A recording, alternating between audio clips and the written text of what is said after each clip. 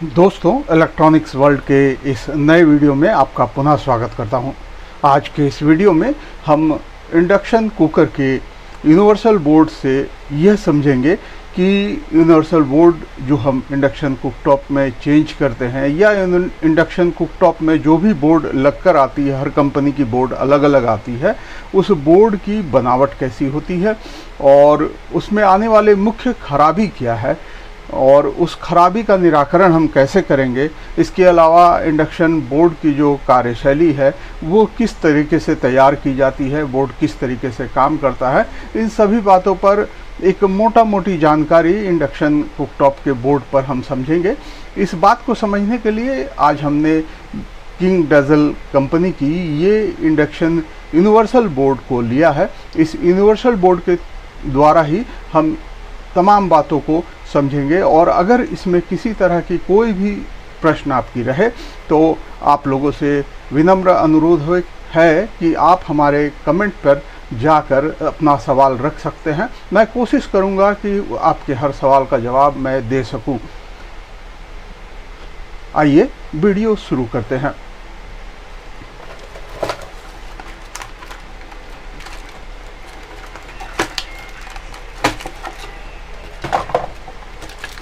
दोस्तों, किसी भी इंडक्शन कुकटॉप में दो पीसीबी आती है, एक डिस्प्ले पीसीबी होती है और एक मेन पीसीबी होती है।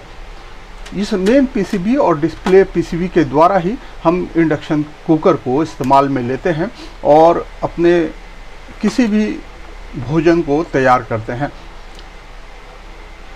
जो इंडक्शन कुकर की मेन पीसीबी है, इसी में टोटल फंक्शन बनाया हुआ होता है और इसी के द्वारा ही हमारा इंडक्शन कुकर चलता है। इसीलिए सबसे पहले हम इसे समझते हैं। आखिर इस मेन पीसीबी में क्या क्या है।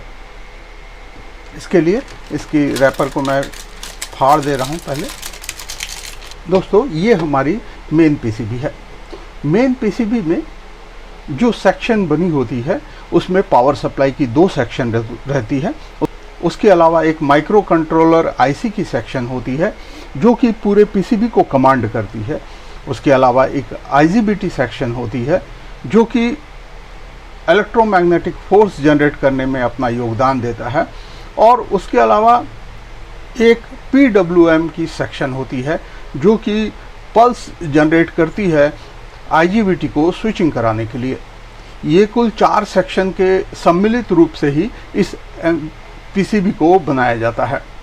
इस पीसीबी में आप देखेंगे तो ये सबसे पहले हमारी एसी की 2 जैक लगी हुई है। यहाँ से हम 220 वोल्ट की सप्लाई देते हैं। 220 वोल्ट सप्लाई देने के बाद 2 सेक्शन है। एक मैं पलट के दिखाता हूँ। एक इस सेक्शन में यहाँ एक ब्रिज डायोड लगी होती है 15 एम्पेयर की, और इस ब्रिज डायोड के थ्रू जो प्लस और माइनस की करंट बनती है डीसी में, वो आईजीबीटी सेक्शन को संचालित करने के लिए तैयार किया जाता है। उसके अलावा एक पावर सेक्शन ये है। उसके अलावा एक पावर सेक्शन यहाँ 1N4007 डायोड के थ्रू एक पावर सेक्शन डेवलप किया जाता है जो इस मेन कैपेसिटर 4.7 450 वोल्ट की कैपेसिटर के थ्रू इस वाइपर 12A आईसी पे जाती है, जहाँ से इस ट्रांसफार्मर के थ्रू हमें 2 वोल्ट क्रिएट होती है, एक 18 वोल्ट और एक 9 वोल्ट। ये 18 वोल्ट जो क्रिएट होती है ये हमारे फैन को ऑपरेट करने के लिए जाती है, और 9 वोल्ट जो क्रिएट होती है ये 78L05 के थ्रू 5 वोल्ट जनरेट करती है। ये 5 वोल्ट हमारे इस माइक्रो कंट्रोलर आईसी को ऑपरेट करने के लिए दिया जाता है। उसके साथ साथ हमारी जो डिस्प्ले पीसीबी होती है वो भी 5 वोल्ट से ही चलती है। तो इस 5 वोल्ट से इस डिस्प्ले पीसीबी को भी चलाया जाता है और माइक्रो कंट्रोलर आईसी को भी चलाया जाता है। ये माइक्रो कंट्रोलर आईसी जो है ये हर कंपनी अपने अपने हिसाब से प्रोग्रामिंग करती है। इसीलिए किसी भी एक नंबर का आईसी भी आप अलग अलग पीसीबी पे इस्तेमाल नहीं कर सकते हैं। आपको इस्तेमाल करने के लिए उसके मॉडल को मैच करना ज़रूरी होगा, और बहुत सारी मॉडल की आईसी एक दूसरे के साथ समानांतर चल जाती है, लेकिन आईसी कंपनी के हिसाब से प्रोग्रामिंग अलग अलग जब रहती है तो वो आईसी आपको दूसरे पीसीबी पे ऑपरेट नहीं हो पाती है। इसमें जैसे ही आप वोल्टेज सप्लाई यहाँ 220 की देते हैं तो फ्यूज के थ्रू इस पीएफ के बाद 5 UF 400 वोल्ट पीएफ के थ्रू इसके ब्रिज डायोड पर जाती है। जो ब्रिज डायोड मैंने आपको यहाँ पलट कर दिखाया था, ये ब्रिज डायोड पर जाती है और यहाँ वोल्टेज क्रिएट होती है। पूरे पीसीबी में जो ग्राउंड होती है वो कॉमन होती है और कॉमन ग्राउंड के थ्रू ही पूरा पीसीबी ऑपरेट होता है। और उसके अलावा यही एसी वोल्टेज यहाँ 1N4007 के थ्रू इस आईसी पर भी जाती है। यहाँ 2 पावर सेक्शन काम करते हैं। एक पावर सेक्शन आईजीबीटी के लिए काम करता है और एक पावर सेक्शन जो है इस 18 वोल्ट और 5 वोल्ट को जनरेट करने के लिए काम करवाया जाता है। हमारे पास जब भी पीसीबी आती है तो जो हम इंडक्शन अगर रिपेयर करते हैं तो सबसे बड़ी समस्या हमारी आईजीबीटी उड़ने की होती है। यदि आईजीबीटी उड़ती है उस कंडीशन में हमारा फ्यूज शॉर्ट कर जाता है। लेकिन अगर कोई भी कंडीशन में अगर इसका कोई भी कंपोनेंट्स ओपन हो जाए तो इस माइक्रो कंट्रोलर आईसी पे ऐसा प्रोग्रामिंग किया जाता है कि आपको एरर शो करना शुरू होता है। और हर कंपनी के प्रोग्रामिंग के हिसाब से उसके एरर कोड जो होते हैं वो अलग अलग होते हैं।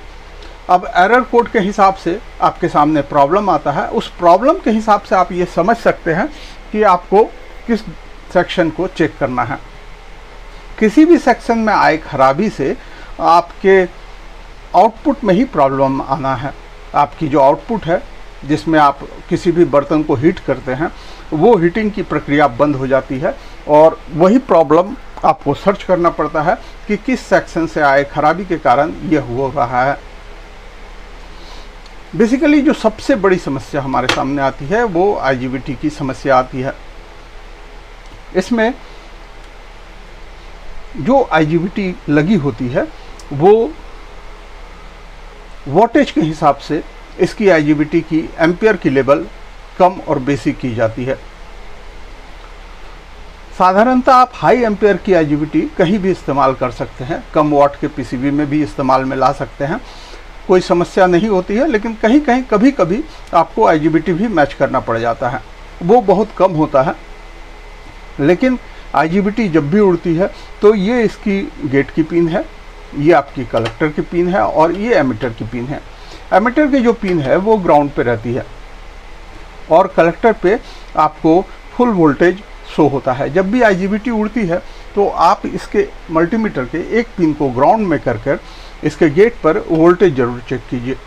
अगर गेट पे वोल्टेज नहीं है और कलेक्टर पर पूरा 350 या 300 प्लस वोल्ट, माने आपके घर में जो भी एसी वोल्टेज इनपुट हो रही है उससे 80 या 100 वोल्ट अधिक इसमें शो करेगा और वो वोल्टेज यहाँ आपको मिलनी चाहिए। और चूंकि ये ग्राउंड होती है तो यहाँ भी कोई वोल्टेज नहीं मिलेगी। उस कंडीशन पे आप आईजीबीटी चेंज कर सकते हैं। लेकिन आईजीबीटी चेंज करने के पहले इस बात को भी ध्यान रखना आवश्यक हो जाता है कि आपकी जो ये 0.33 की पीएफ लगी हुई है, ये वाली पीएफ 0.33 की जो पीएफ लगी हुई है जो कॉइल के इन और आउट सेक्शन पे कनेक्टेड रहता है वो सही होनी चाहिए। अगर इसमें कहीं कोई कमी रहेगी या ये खराब रहेगा तो उस कंडीशन में आपकी आईजीबीटी फिर से उड़ जाएगी। दूसरी बात ये ध्यान रखने की है कि जब भी आप आईजीबीटी चेंज करते हैं तो उसके गेट पे आपको कोई वोल्टेज नहीं मिलना चाहिए। अगर गेट पे कहीं कोई वोल्टेज मिल रहा है तो उस कंडीशन पे हर कंपनी द्वारा जो PWM सेक्शन बनाई जाती है, ये PWM सेक्शन अलग अलग तरीके से बनाई जाती है। बहुत लोग SMD पैकेज पे बनाते हैं, बहुत लोग पिन टाइप कंपोनेंट्स के थ्रू बनाते हैं। कहीं 3 ट्रांजिस्टर रहता है, कहीं 4 ट्रांजिस्टर रहता है। बेसिकली इसमें 80-50 की 2 और 85-50 की 1 लगी हुई है, जबकि बहुत सारे में 80-50 की 3 और 85-50 की 1 लगी रहती है। ये 85-50 की ट्रांजिस्टर, 80-50 की ट्रांजिस्टर अगर किसी भी परिस्थिति में शॉर्ट होती है तो आपके गेट पर पूरा 18 वोल्टेज शो होने लगेगा। अगर वहाँ 0 वोल्ट है और आप बर्तन चढ़ाते हैं और हीटिंग के पोजीशन में जब जाते हैं और इससे आप डिस्प्ले पीसीबी से जब कमांड देते हैं तो उस कमांड देने के बाद माइक्रो प्रोसेसर आईसी अपने फंक्शन करती है और वो पल्स देती है कि उसको डिस्प्ले पीसीबी के थ्रू कमांड मिल चुका है और वो PWM सेक्शन को पल्स देती है वो पल्स इसके गेट पे जाता है और उस कंडीशन में आपको 0 to 7 या 8 वोल्ट तक की करंट यहाँ शो हो सकती है जब आपकी बर्तन गर्म हो रही है तब। वो डिपेंड करता है कि आप हीटिंग में कितने वाट का इस्तेमाल ले रहे हैं।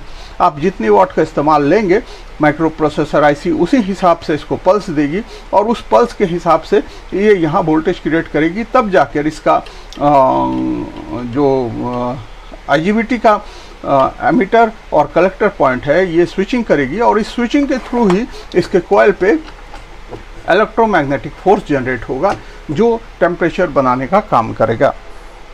बेसिकली IGBT की ही समस्या अधिक देखने को मिलती है। उस कंडीशन में अगर IGBT शॉर्ट होती है तो आपका फ्यूज कंफर्म है कि ये उड़ जाएगा। अगर किसी भी परिस्थिति में कोई सा भी कंपोनेंट्स ओपन होता है तो आपके इंडक्शन कुकर में जो गर्म करने की प्रक्रिया है वो बंद हो जाएगी और आपका माइक्रो प्रोसेसर आईसी उसके एरर को शो करने लगेगा। लेकिन शॉर्ट होने की प्रक्रिया में यहाँ प्रोटेक्शन फीचर बना होता है। उस प्रोटेक्शन फीचर में इस यूनिवर्सल में तो केवल फ्यूज लगा हुआ है, लेकिन जब कंपनी की आप पीसीबी को देखिएगा तो वहाँ एमओवी भी लगी होती है। वो एमओवी शॉर्ट होती है हाई वोल्टेज में, हाई वोल्टेज के प्रोटेक्शन में, और शॉर्ट सर्किट के प्रोटेक्शन में ये फ्यूज़ काम करती है और ये फ्यूज़ शॉर्ट हो जाती है। किसी भी सेक्शन के शॉर्ट होने पर ये फ्यूज़ उड़ती है। अगर हम इस पीसीबी की बात करें तो ये पीसीबी में ये 4 सेक्शन के थ्रू ही काम होता है और लगभग हर पीसीबी में इसी तरह के 4 सेक्शन बने होते हैं, लेकिन ब्रांडेड पीसीबी में प्रोडक्शन फीचर थोड़ी बढ़ा दी जाती है और उसके थ्रू काम होता है।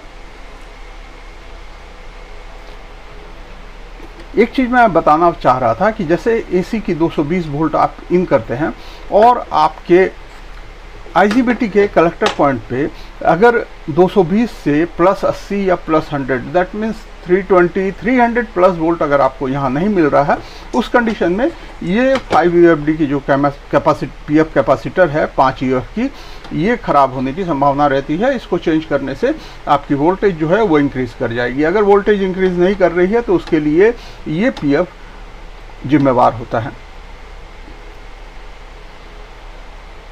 दोस्तों, बहुत छोटी सी वीडियो में दिया हूं और छोटी सी वीडियो में IGBT सेक्शन में आई समस्या को समझाने का प्रयास किया हूं। इसके बाद मैं इंडक्शन में आगे भी वीडियो दूंगा जिसमें उसमें आने वाली खराबी उसको कैसे ठीक किया जाए, उसके रिपेयर के वर्क को मैं दिखाऊंगा। और उसके अलावा डिस्प्ले पीसीबी में बहुत सारे जो पीसीबी आते हैं ब्रांडेड, उसमें तो आईसी अलग अलग यूज़ होती है, लेकिन नॉर्मल जो यूनिवर्सल पीसीबी आती है उसके डिस्प्ले में या तो TM1628 या TM1668 आईसी की इस्तेमाल की जाती है। TM1628 और TM1668 जो है वो डिस्प्ले LED डिस्प्ले आईसी के रूप में काम करती है और आप उसको बदलकर LED डिस्प्ले को भी ठीक कर सकते हैं।